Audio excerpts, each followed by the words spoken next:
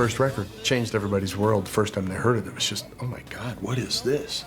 Here were the Doors talking about death and chaos and revolution. This is the end, beautiful friend.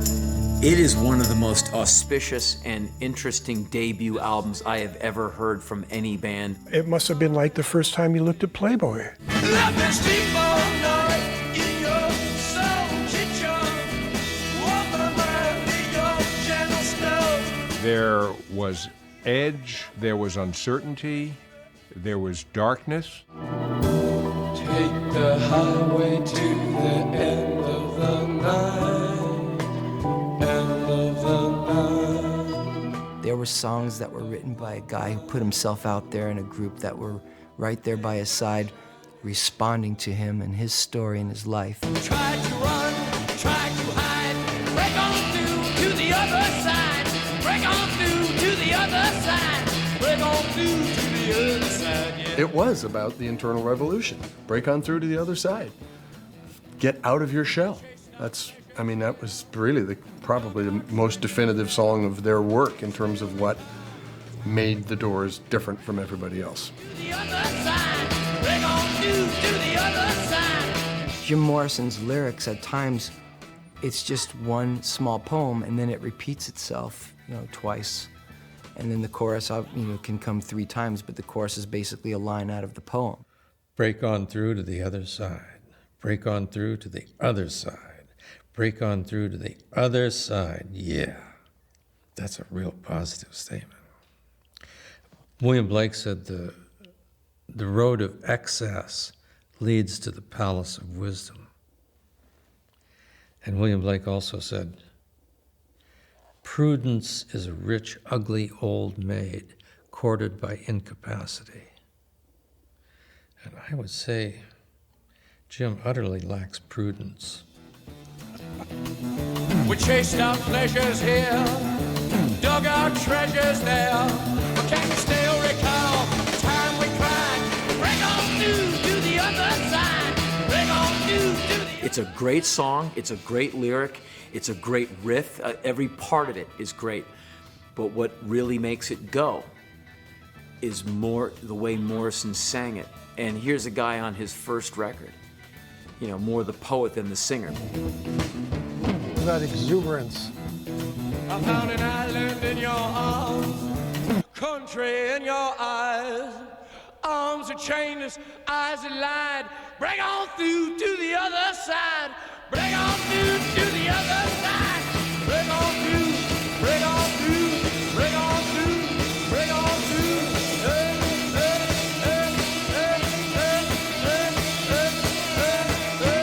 Name? Raymond Daniel Manzarek. Age? Born 2/12/39. Occupation? Musician, organist. I graduated from DePaul University in Chicago in 1960, went out to UCLA, went to law school for about 2 weeks and said, mistake, the boy from Chicago has made a terrible mistake. So I dropped out of law school and went into the film department. And in the UCLA film department, who has come from Florida but one James Douglas Morrison? Jim. Occupation? I don't really think he had a great love necessarily of making film. Poetry was his first love. Forget the nights, live with us in forests of azure. Meager food for souls forgot.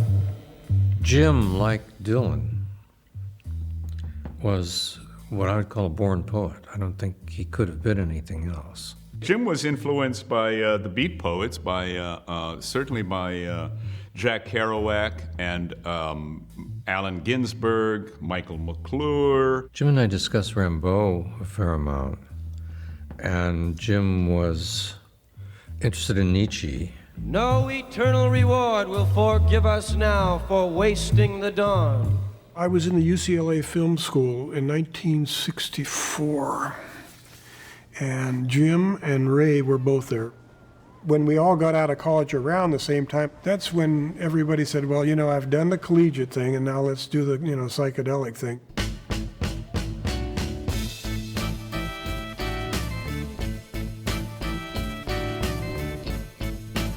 We went into this debauched Venice Beach experience. It was like at first flash of Eden. It was very idyllic. I'm sitting on the beach in Venice, California, wondering what I'm going to do with my life.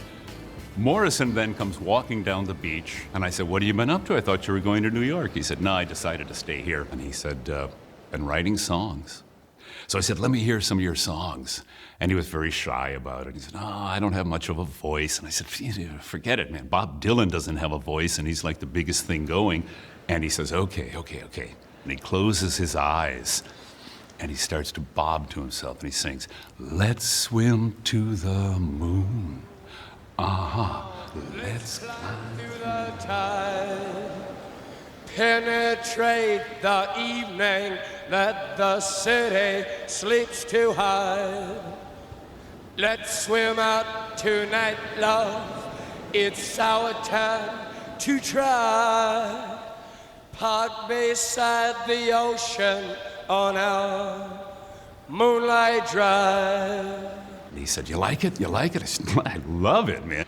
And at that point, I said to Jim, "Okay, man," I said, "we're getting a rock and roll band together. We're going all the way with this one." Name? John Densmore. Age? 23. Occupation? Percussionist. Ray came up to me and said, "I'm putting a band together. Why don't you come down to my parents' garage in Manhattan Beach?" I went down and met Jim and thought, whoa, this guy's magic. We cut some demos of Jim's songs, the Doors songs, with my brother Rick on guitar, my brother Jim on harmonica, very cool harmonica player, and John on drums, me on the piano, and Jim singing. Here's the demo that came off an acetate. I took a trip to the end of the night, end of the night, end of the night. I took a journey to the right midnight, end of the night. They were really raw. And we took them to record companies, and they'd like drop the needle on the record for 20 seconds, you know. Nope, nothing here. Okay. And at that point, my brother Jim and my brother Rick said, "Look, this is not happening, man." So they split, and off they went. John said, "Well, we got to have a guitar player," and he brought Robbie into the band. Name? Robbie Krieger. Age? 22 years old. Occupation? Guitar. That first day we got together, we thought we were as good as the Stones, you know, as good as anybody. You know, I mean, at least we could see the potential there. And I think we were right. And we're on our way.